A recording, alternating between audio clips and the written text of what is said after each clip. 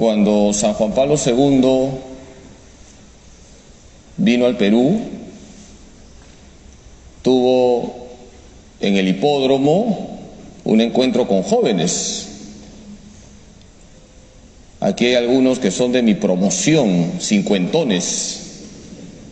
¿Alguien estuvo en el hipódromo con San Juan Pablo II? Que levante la mano los jóvenes que estuvieron con San Juan Pablo II el año 1985. Qué alegría ver que algunos de los aquí presentes tuvieron ese encuentro con San Juan Pablo II en el hipódromo. Yo fui con un grupo de amigos del colegio y cuando terminó el encuentro hicimos una palomillada. Nos metimos por un atajo porque no queríamos hacer tremenda cola para salir. Y nos encontramos con el Papa y nos bendijo. No me tengan envidia. Como sacerdote he tenido la gracia de concelebrar con el Papa Benedicto XVI en Valencia. Y cuando el Papa Francisco vino a Lima y visitó la catedral, tuve una experiencia muy bonita porque en el bolsillo de mi sotana tenía el libro María de Satanudos, que mi mamá me lo había dado. No era mío en realidad. Bueno, yo lo escribí. Y tuve la gracia de poder darle la mano al Papa y entregarle el libro y se lo llevó. Y yo no sabía que habían tomado esa foto, está colgada ahí en las redes. Qué emocionante es encontrarse con el Santo Padre. Hoy en esta solemnidad de San Pedro y San Pablo, de manera especial, tenemos que contemplar la importancia del Papa en la Iglesia. Si yo voy a una casa y veo que hay una Biblia en esa casa, puedo decir, esa familia es católica o evangélica o también ortodoxa. Si voy a una casa y veo una Biblia y una imagen de la Virgen, puedo decir, esa familia es o católica o es ortodoxa, porque los ortodoxos aman mucho a la Virgen María. Pero si voy a una casa y veo una Biblia, una imagen de la Virgen y la foto del Papa Francisco, ¿qué puedo decir de esa familia? Es católica. La comunión con el Papa forma parte de nuestra identidad católica. Por eso, queridos hermanos, todos nosotros tenemos que saber responder estas tres preguntas. ¿Quién es el Papa? ¿Cuál es la misión del Papa? ¿Y qué debemos hacer por el Papa? ¿Quién es el Papa? El vicario de Cristo en la tierra. Vicario significa el que representa. El Santo Padre representa a Cristo en la tierra. Y que quede claro,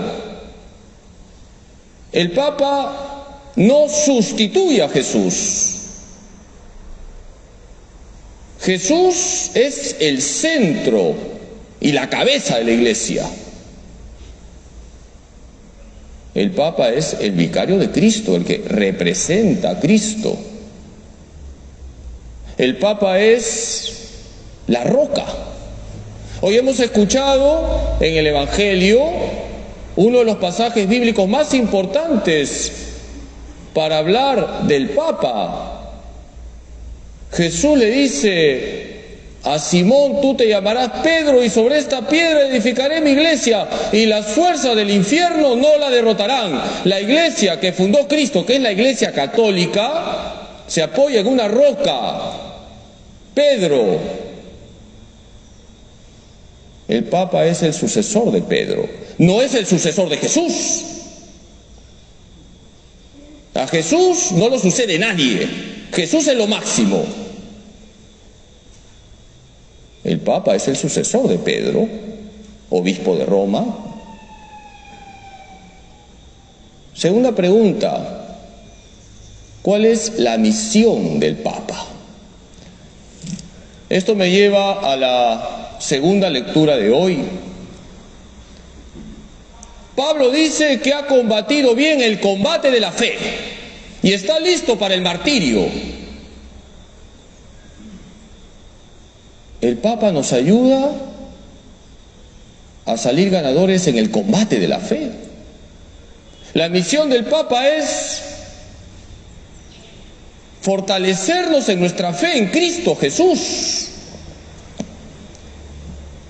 Cuando fue elegido San Juan Pablo II, lo primero que le dijo a la gente fue: no tengan miedo, abran de par en par las puertas a Cristo.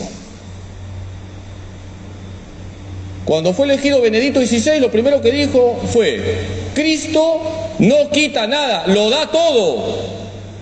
Quien se entrega a Cristo recibe el 100 por 1. Cuando eligieron al Papa Francisco, lo primero que dijo fue: quien no confiesa a Cristo termina por confesar al diablo. El Papa está para llevarnos a Jesús. Por eso se llama Romano Pontífice. Romano porque es obispo de Roma, pontífice porque es puente hacia Jesucristo. El Papa tiene un título, lo voy a decir en latín, luego traduzco: Servus Servorum Dei, siervo de los siervos de Dios. Es el primer servidor en la Iglesia. En la Iglesia los cargos están para servir. Si ustedes vieron el funeral de San Juan Pablo II, les pregunto, ¿dónde estaba el féretro? En el suelo. Cuando muere un papa, el féretro tiene que estar en el suelo para enseñarle a la gente que el papa se coloca abajo como servidor. El Papa está para servir a la Iglesia, para llevarnos a Jesús. Y la tercera pregunta, ¿qué debemos hacer por el Papa? Ya lo saben. Vamos a remarcar estos puntos. Número 1, orar por él. Hoy hemos escuchado en la primera lectura un pasaje de los Hechos de los Apóstoles, donde se nos presenta a Pedro en la cárcel. ¿Y qué hace la Iglesia por Pedro? Ora insistentemente. Hechos 12:5. Tenemos que orar todos los días por el Papa. Y todos los días en la Santa Misa se menciona al Papa. Queridos hermanos, el Papa Francisco nos dice siempre: recen por mí porque lo necesito. Todos los problemas que hay en la Iglesia, ¿a quién llegan? Al Papa Francisco. Él necesita nuestra oración. Y hay que rezar por el Papa y sus colaboradores. Esto es muy importante. El Papa necesita apoyarse en alguien. Están los colaboradores. Y si los colaboradores le informan mal, el Papa toma decisiones que no son las mejores. Por eso hay que rezar también por los colaboradores del Papa. Número 2, ofrecer sacrificios por el Papa. En la Capilla Sixtina, a la sacristía, se le llama el Salón de las Lágrimas. ¿Por qué? Porque cuando eligen un papa, ahí entra el papa a revestirse, a ponerse la sotana blanca y por lo general se pone a llorar. Por eso se le llama la sala de las lágrimas. ¿Y por qué el papa recién elegido, se pone a llorar, porque toma conciencia de la cruz que comienza a cargar. Por eso tenemos que rezar y ofrecer sacrificios por el Papa. Cuando atentaron contra San Juan Pablo II y este terrorista turco casi lo mata, muchas personas ofrecieron su vida por San Juan Pablo II. Queridos hermanos, tenemos que aliviar la cruz que lleva el Papa Francisco, no solamente rezando, ofreciendo todos los días pequeños sacrificios por él. Tercer punto, acudir a las fuentes. ¿Qué significa eso? No te dejes llevar por lo que dicen los periodistas. Anda a las fuentes, anda a los documentos que ha escrito el Papa. Queridos hermanos, ningún Papa puede cambiar la doctrina de la Iglesia. Ningún Papa puede cambiar la verdad. Por eso es importante acudir a las fuentes.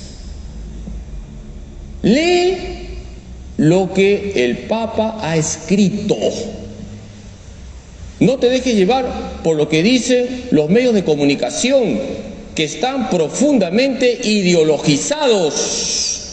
El Papa Francisco ha hablado con claridad de la defensa de la vida y con claridad ha hablado de la inmoralidad del aborto y con claridad ha hablado del valor sagrado del matrimonio, que es entre varón y mujer, y con claridad ha hablado de la familia, pero eso no sale en los medios de comunicación. Por eso tienes que ir a las fuentes. El Papa Francisco ha escrito varios documentos y lo que dice el Papa Francisco está en continuidad con lo que ha dicho Benedicto XVI, y lo que dijo Benedicto XVI está en continuidad con lo que dijo San Juan Pablo II, porque en la Iglesia hay sucesión apostólica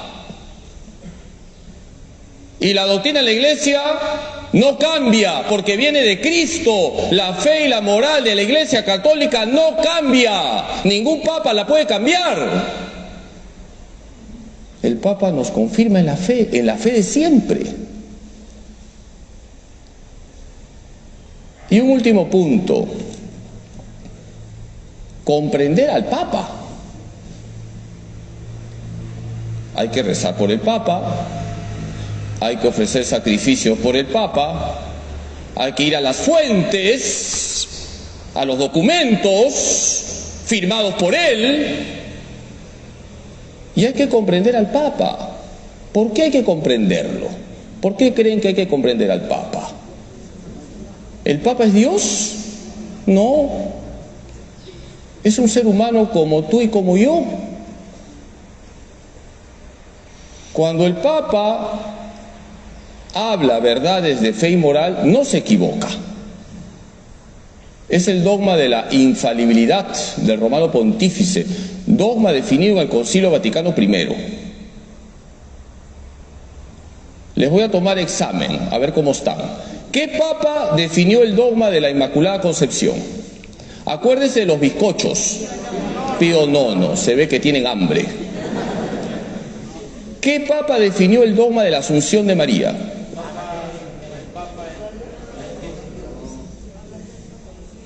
No me defrauden. ¿Son católicos o evangélicos? Pío XII. Cuando un Papa define un dogma, no se equivoca. En otras cosas se puede equivocar. Se puede equivocar también en algunas decisiones. Se puede equivocar si nombra a un obispo, si no está bien informado. Se puede equivocar en una opinión que da, si no está bien informado. Pero cuando el Santo Padre enseña verdades de fe y moral, no se equivoca. En otras cosas se puede equivocar. Y cada papa es diferente. San Juan Pablo II, polaco, filósofo, deportista. Benedicto XVI, alemán, teólogo, a mi concepto, el mejor teólogo del siglo XXI y parte del siglo XX. Músico. El Papa Francisco, argentino, jesuita, con experiencia en parroquia. Cada papa es diferente. Por eso hay que comprender también al Papa. Queridos hermanos, hay una frase muy católica. Vamos a aprender un poquito de latín hoy. Ad Jesum per Mariam cum Petro. A ver, repitan. Ad Jesum per Mariam cum Petro. Vamos a Jesús por María con Pedro. Todos los días recemos por el Papa, ofrezcamos sacrificios por el Papa, acudamos a lo que escribe el Papa, y hay que comprender al Santo Padre porque es un ser humano como tú y como yo. ¡Que viva el Santo Padre!